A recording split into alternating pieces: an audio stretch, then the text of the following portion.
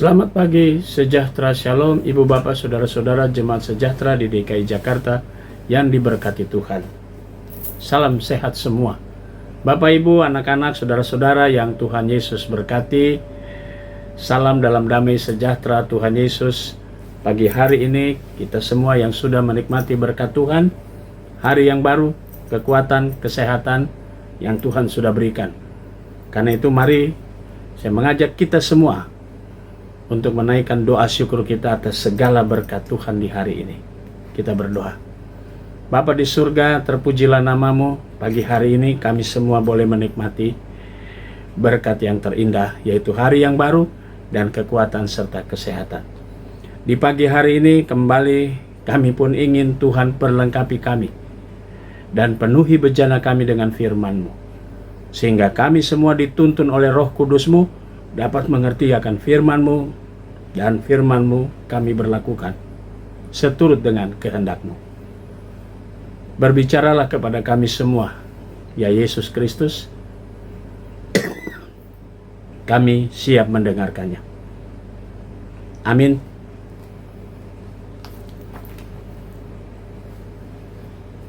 Bapak, Ibu, saudara-saudara, bacaan Alkitab kita di pagi hari ini terambil dalam Injil Lukas, pasalnya yang ke-18, ayat 1 sampai 8, dan penekanannya pada ayat 8. Yesus menyampaikan suatu perumpamaan kepada mereka untuk menegaskan bahwa mereka harus selalu berdoa tanpa jemu-jemu. Demikian sabda Tuhan.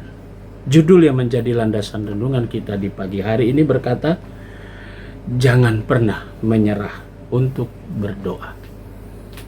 Ibu bapak kekasih Tuhan Yesus Kristus, anak-anak yang diberkati Tuhan.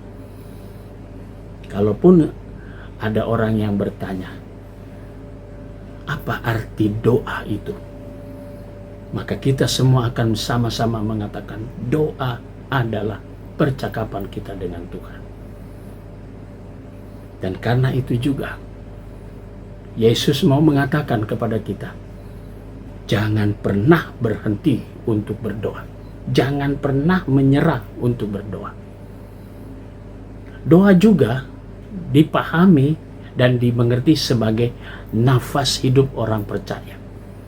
Sesuatu yang mendatangkan kekuatan bagi setiap orang di tengah pergumulan adalah ketika kita semua datang kepada Tuhan dengan berdoa. Maka doa adalah tempat di mana saudara dan saya berjumpa dengan kekuatan dari Tuhan, memohon kepada Dia supaya di tengah pergumulan kita tidak pernah lari. Kita tidak meninggalkan semuanya itu, tapi kita justru diutus, dipercayakan, dan Tuhan datang dengan berkat. Karena kita tidak pernah menyerah berdoa, maka Dia datang dengan kekuatan sehingga kita tidak pernah takut akan pergumulan hidup. Belajar dari cara Yesus saat Dia akan menghadapi penyalipan. Dia berdoa di Taman Getsemani. Dia tidak pernah menyerah. Dia tidak pernah terlelap. Justru Dia berdoa menyerahkan semua. Ketika semuanya sudah selesai dalam doa itu, Yesus katakan Dia siap menghadapi semua itu. Nah, saudara-saudara, itulah keindahan berdoa. Dan karena itu Yesus dalam bacaan kita pun menasihati para murid dan juga kita semua harus selalu berdoa tanpa jemu-jemu. Artinya jangan pernah bosan untuk ketika kita diajak untuk terus berdoa.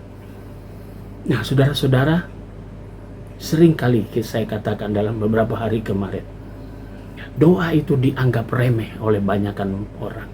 Masih banyak orang Kristen yang menganggap remeh berdoa. Masih banyak di antara kita yang menganggap rendah itu doa itu. Itu tidak perlu dan sebagainya. Itu hanya orang yang lemah saja yang berdoa. Saudaraku, dengan berdoa kita bisa berjumpa dengan Tuhan. Dan karena itu kita yakin kita bisa berjumpa dengan Tuhan. Dan kita menyapa Tuhan. Kita berbicara dengan Tuhan. Kita menyampaikan keluhan kepada Tuhan. Disitulah Yesus katakan, jangan pernah jemu-jemu untuk berdoa. Supaya kita percaya Dia pasti mendengar suara kita. Dia pasti mendengar jeritan kita. Dia pasti mendengar apa yang menjadi pergumulan hidup kita semua. Mari kita semua tetap mengedepankan dan mengutamakan doa. Baik dikala kita dalam pergumulan, baik di dalam kita bersuka cita. Pasti Tuhan mendengar kita. Tuhan yang tidak dapat kita lihat, tapi pada saat kita berseru pada namanya, Dia datang di hadapan kita dan Dia menyampaikan berkat-Nya buat saudara dan saya.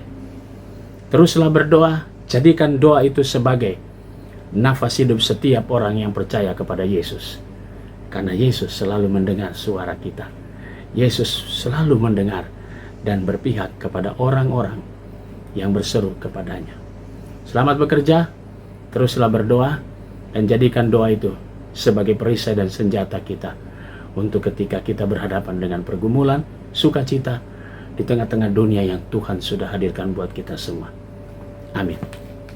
Mari kita berdoa. Bapa di surga, terima kasih pagi ini kami mau berdoa untuk jemaat sejahtera yang ada di 5 sektor pelayanan. Kami berdoa untuk sektor pelayanan 5, keluarga Ibu Ida Liswan dan keluarga Bapak Yakindo Manalu. Tuhan berkati keluarga-keluarga ini dengan berkat-berkat Tuhan. Kami juga mau berdoa untuk jemaat Tuhan yang merayakan ulang tahun kelahiran Ibu Anita Laibois, Ibu Farida Aryani, Saudara Gabriel Tito Silvano Haspers. Tuhan memberkati sukacita saudara-saudara kami atas pertambahan usia mereka. Kami juga mau berdoa untuk jemaat Tuhan yang sakit sektor pelayanan 5. Tuhan berkati Ibu Leni Patiata, Ibu Darmila Benjamin, Bapak Paul Nanlohi, Ibu Rusmina Sembiring, Bapak Franz Tumbol, Ibu Marta Talahatu Aninjola, Ibu Beatrix Aipasa, Ibu Sukindartati Kalalo, dan Saudari Lina Lawalata. Diberkatilah orang-orang yang kami kasihi ini. Tuhan Yesus selalu memulihkan keadaan mereka dan mereka bersuka cita atas segala berkat kesembuhan dari Tuhan. Kami juga mau berdoa untuk pegawai kantor gereja, koster, keamanan. Tuhan Yesus berkati pribadi-pribadi ini. Berkati juga jemaat-jemaat GPB dimanapun mereka berada.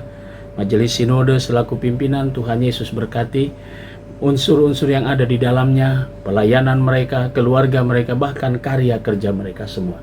Kami serahkan seluruh doa kami di pagi hari ini ke dalam tangan kasih setia Tuhan Yesus Kristus yang senantiasa mendengar doa kami dan memberkati kami. Terpuji namamu Tuhan Yesus. Amin. Selamat pagi, selamat berkarya, Tuhan memberkati saudara.